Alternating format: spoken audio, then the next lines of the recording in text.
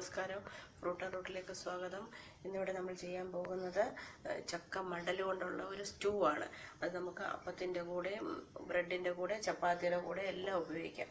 അതിലേക്ക് ആവശ്യമുള്ള സാധനങ്ങൾ ചക്കമടലും സവാള. ഞാൻ സവാള ആദ്യം ഇട്ടൊന്ന് ചെറിയ ചൂടാവുന്ന വരെ ഒന്ന് വഴട്ടുക. സവാള ഒന്ന് ചെറുതായിട്ട് എണ്ണയിൽ ചൂടാക്കുക.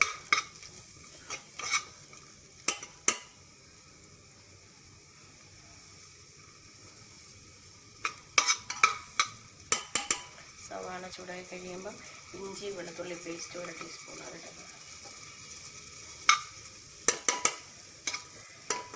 അതിനുശേഷം നമ്മൾ അരിഞ്ഞു വെച്ചിരിക്കുന്ന ചക്ക മടൽ,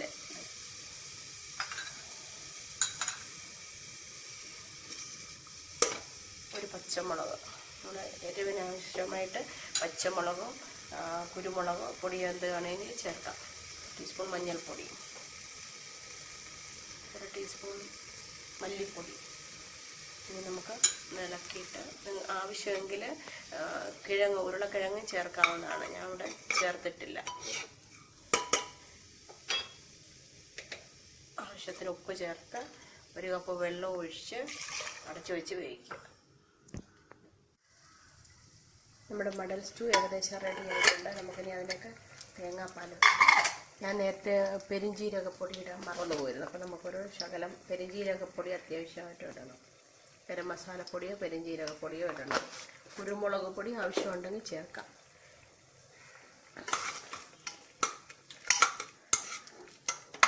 നമുക്ക് തേങ്ങാപ്പാൽ,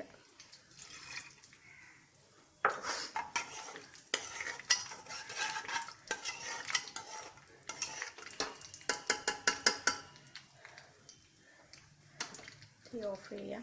കടുക് താളിച്ച് വയ്ക്കുക.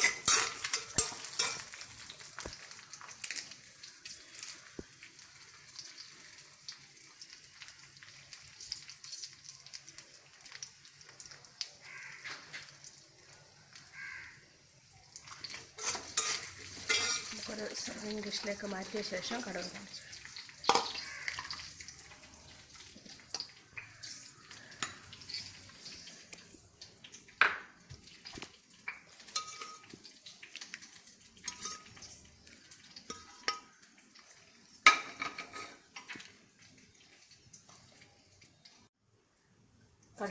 വയ്ക്കുക.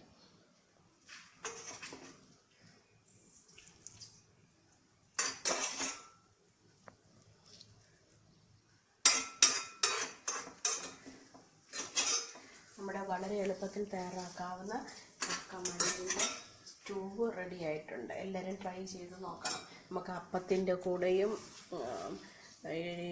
ഇടിയപ്പത്തിൻ്റെ കൂടെ, ചപ്പാത്തിയുടെ കൂടെ, ബ്രെഡിൻ്റെ കൂടെ എല്ലാം കഴിക്കാൻ പറ്റുന്ന ഒരു നല്ല വെജിറ്റേറിയൻ കറിയാണ്. വെജിറ്റേറിയൻ സ്റ്റൂ ആണ് ഇത്. ഓർഗാനിക്. അപ്പം ഇതിൻ്റെ കൂടെ നല്ല ഒരു കറിയാണ്. എല്ലാവരും ട്രൈ ചെയ്ത് നോക്കാം. ഈ ചക്ക മടൽ സ്റ്റൂവിന് വേണ്ടി നമുക്ക് കൂഴച്ചക്കയുടെ മടൽ, വരിക്കച്ചക്കയുടെ മടൽ, എന്ത് മടൽ വേണമെങ്കിലും ഉപയോഗിക്കാം. നല്ല പച്ചച്ചക്കയുടെ മടൽ ഉപയോഗിക്കാം.